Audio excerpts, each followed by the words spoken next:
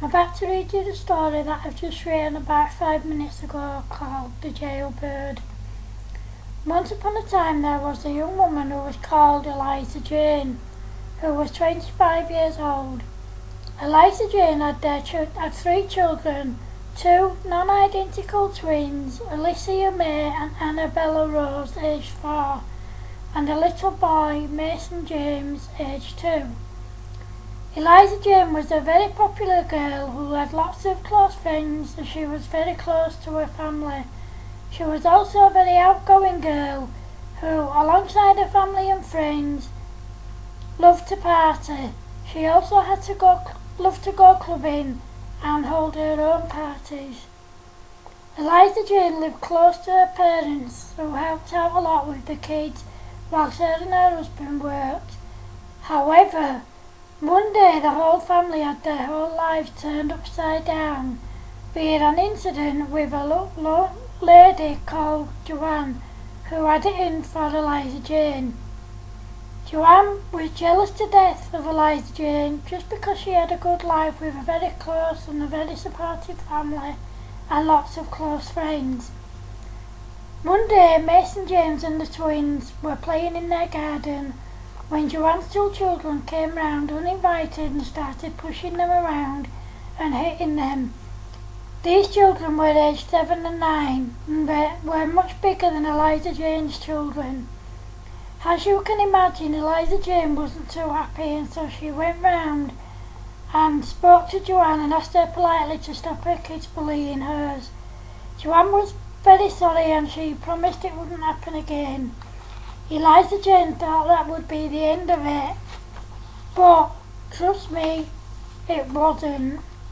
The next day the police came and arrested Eliza Jane and charged her with common assault and harassment against Joanne.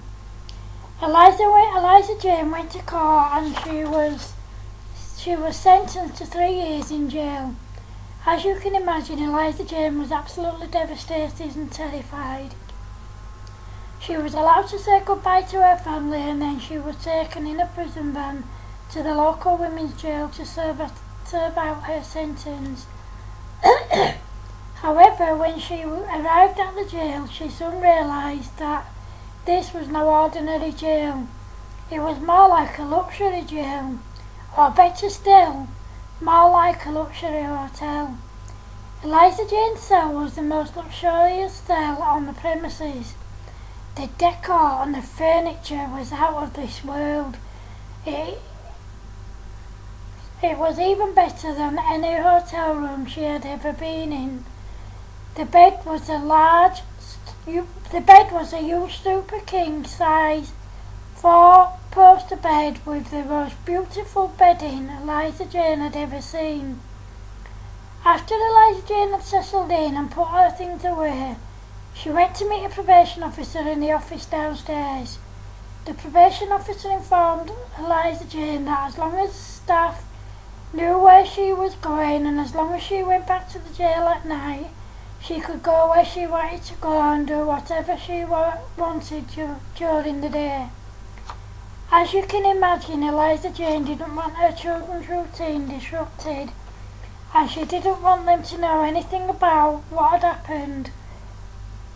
So, every morning between 6 and 6:30 a.m, she would leave the jail and go home. She'd get her children up, give them breakfast, get them ready and take them to school and nursery, and then pick them up at night. She'd then take them out with her husband James so they could all spend some quality time together as a family. She would then take them home, give them tea, bath them, read them a story and put them to bed.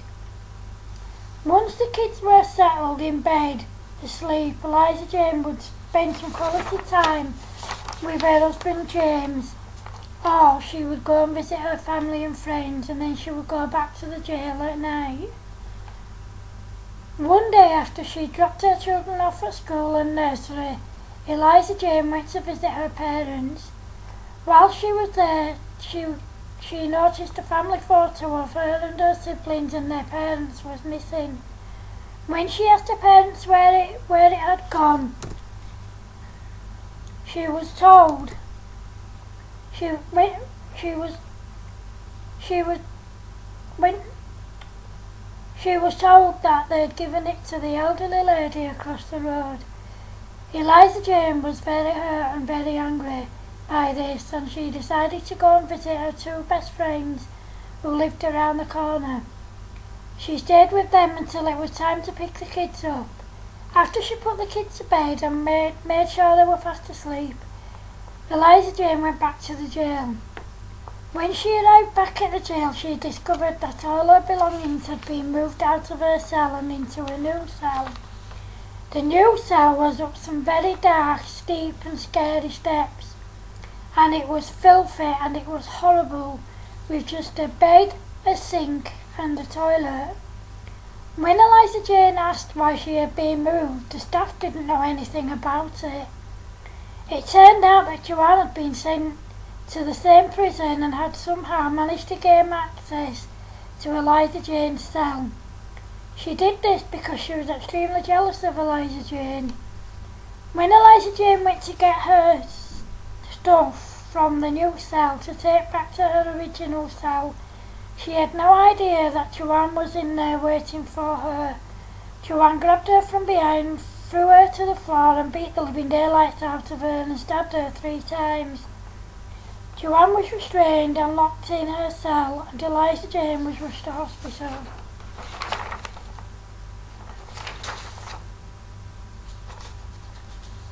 She spent 2 weeks in intensive care and 1 week on a normal ward. It turned out that Joanne had terrorised 3 other women the same way she had Eliza Jane, and she tried to stab one of them in front of her children. Joanne was sent to prison for 5 years and her children went to live with their father. However, on top of the 5 years she had already received, a further 15 years was added to Joanne's sentence for the assault and then attempted murder of Eliza Jane. Once Eliza Jane was well enough, she went back to court where she was told her conviction had been overturned. The charges against her had been dropped and her criminal record was clear. The court awarded Eliza Jane a large sum of money from them because of all she had been through. Joanne was also ordered to pay Eliza Jane and her other victims £100,000 between them. After the court hearing, Eliza Jane went home to her family to let the healing process begin. With the help of her family, friends and her counsellor, she was able to go on with her life and put the past behind her. Her and her family lived happily ever after, and Eliza Jane and her husband James went off to have 5 more kids. They had 3 more boys and 2 more girls: Brodie Ann, Casey Louise, George Anthony, Kieran Mark and Reece Sean. Whilst being transported back to jail, there was an accident and Joanne managed to escape and went on the run. Whilst on the run, she killed 4 people, 2 men and 2 women, and tried to kill another 2 people, 1 man and 1 woman. When she was eventually caught, Joanne was sent back to jail and she was told she would never be released, ever. Whilst in jail, Joanne somehow managed to get hold of a knife and she stabbed another prisoner to death and almost killed one other. She was put into solitary confinement where she killed herself. When she died, as awful as it may sound, I think everyone breathed a sigh of relief because she was no longer here and could no longer hurt anyone. The end. Thank you.